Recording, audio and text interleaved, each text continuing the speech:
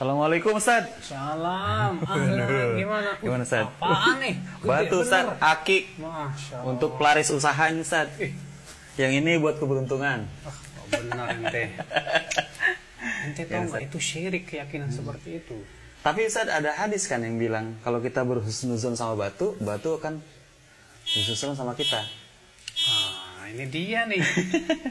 Nih, ente harus tahu ya. Itu hadis pertama palsu. Iya Ustaz. Para ulama menyatakan bahwa itu adalah hadis yang palsu maudhu yang dibuat oleh orang-orang musyrikin. Orang-orang yang suka mempersekutukan Allah Subhanahu wa taala.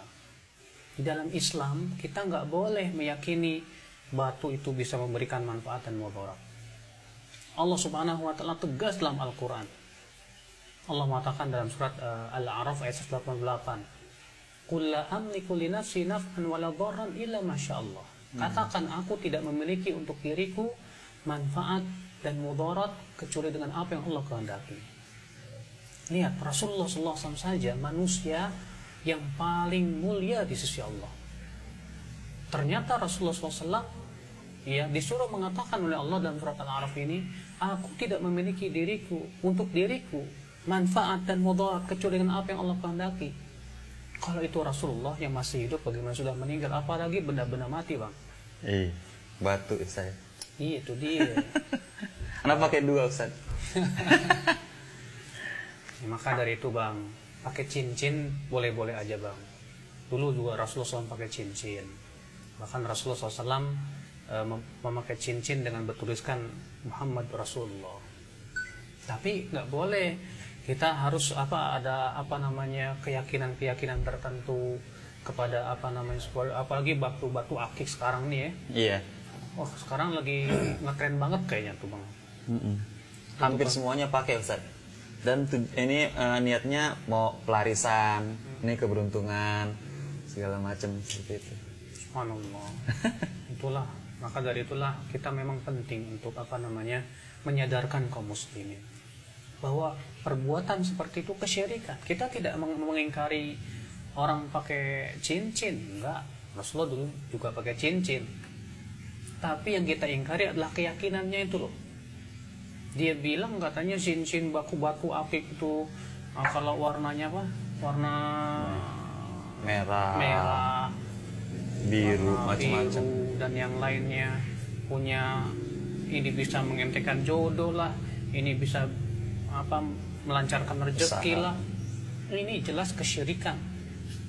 Sebab ya benda mati tidak bisa memberikan manfaat dan mudarat. Nah, di sini harus kita pahami bahwa ini sangat bertentangan dengan ruhul Islam, roh Islam. Islam tidak pernah mengajarkan hal seperti itu.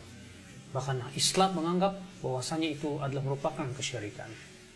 Makanya dahulu ya orang-orang musyrikin di zaman para nabi terdahulu menyembah apa? Batu. Mereka menyembah patung. Mereka punya keyakinan bahwa patung ini bisa memberikan manfaat dan mudarat. Bahkan orang-orang musyrikin Quraisy, mereka menyembah batu yang bernama Lata, Uzza, Manat. Ketika mereka ditanya siapa yang menciptakan langit dan bumi? Allah. Tapi ketika ditanya kepada mereka, kenapa kamu menyembah batu? Apa kata mereka? Kami tidak menyembah batu. Allah mengatakan dalam surat Az-Zumar apa? Walladzina takhadhu min dunihi awliya ma na'buduhum illa liqarribuna ilallahi zulfa.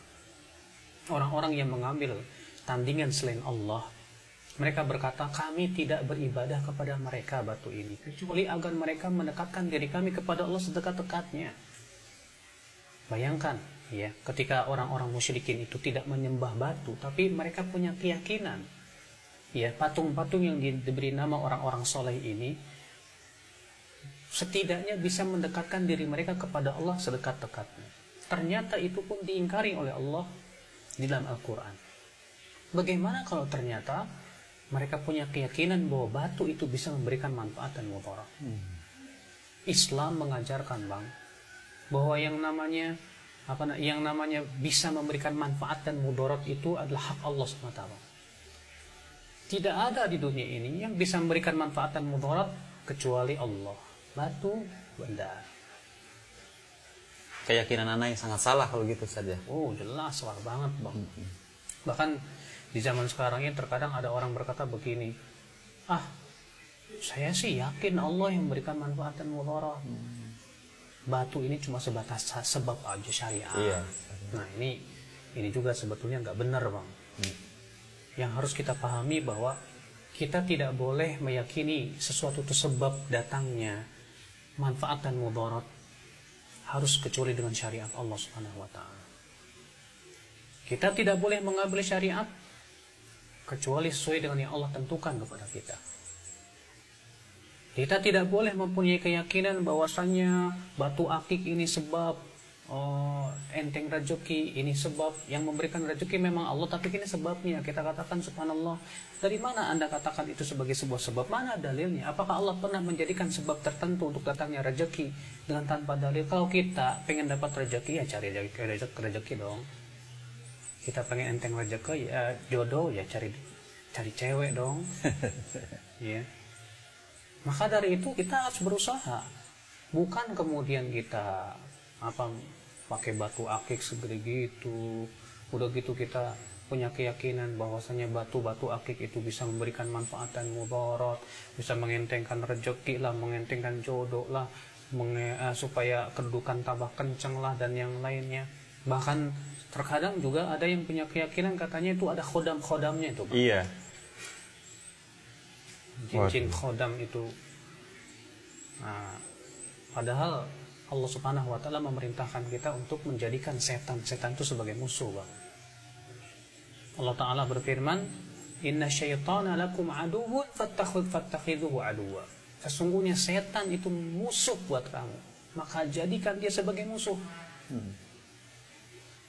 Kenapa kemudian kita punya keyakinan katanya ini ada khodamnya dari para jin dan yang lainnya? Seorang muslim tidak butuh khodam dari para jin. Bahkan jin itu sebetulnya ingin menyusahkan kita, bahkan ingin membuat kita itu syirik, Bang.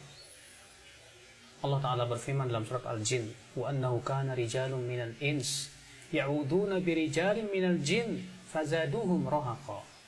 Sesungguhnya di antara laki-laki manusia ada yang meminta pertolongan kepada laki-laki jin. Apa kata Allah? Fazaduhum rahaqa. Maka para jin itu semakin menambah kesusahan kepada manusia. Sama juga jin, Bang. Yang namanya jin itu berusaha bagaimana cara menyesatkan manusia, Bang. Makanya nanti pada hari kiamat tuh, Bang, ya, orang yang meminta bantuan kepada para jin itu akan dikumpulkan bersama jin-jin. Kemudian Allah akan berfirman kepada para jin, ya ma'syaral jin, qad istakthartum minal ins. Hai para jin, kalian telah banyak menyesatkan manusia. Waqala awliya'u minal ins, berkatalah wali-wali jin dari kalangan manusia apa? Rabbana istamta'a ba'duna bi ba'din wa balagna ajana alladhi ajjalta lana. Wahai Rabb kami, sebagian kami sudah merasakan kenikmatan dari sebagian yang lain. Artinya jin menikmati penyembahan manusia kepada dia, dan manusia menikmati bantuan jin kepada dia. Makanya Allah mengatakan Rabbana istamta'a ba'duna bi ba'din wa balagna ajalana alladhi ajjalta lana. Ya Allah, dulu kami di dunia sudah saling menikmati di antara kami sesama kami, ya, sebagian kami dengan yang lainnya, dan kami telah sampai kepada ajal yang telah Engkau tentukan. Apa kata Allah? Qalan naru mathwakum khalidina fiha. Allah berfirman, neraka tempat tinggal kalian selama-lamanya. Mau masuk neraka, Bang? Enggak. Iyalah. Masuk surga, Ustaz. Ini gara-gara cincin bisa masuk neraka, Ustaz, ya? Betul. Tapi ingat ya, pakai cincin boleh-boleh aja. Yang penting adalah jangan sampai ada keyakinan-keyakinan tertentu yang syirik. Apalagi punya keyakinan batu akik. Para ulama hadis mengatakan, Bang, seluruh hadis yang menyebutkan tentang keutamaan batu akik itu palsu. Waduh. Palsu, nggak ada yang sahih, Bang. Makanya ya pakai batu akik boleh-boleh aja sih. Cuma kan jangan punya keyakinan itu ada keutamaannya. Jadi anak tetap pakai nggak apa-apa saja, jangan apa-apa. Tapi sayang Ustaz, mahal harganya Ustaz. Tapi juga jangan ini, Bang. Jangan buat ngegetok orang. Iya, tapi Ustaz, syukran Ustaz. Iya deh. Assalamualaikum. Waalaikumsalam warahmatullahi wabarakatuh. Terima kasih. Ya.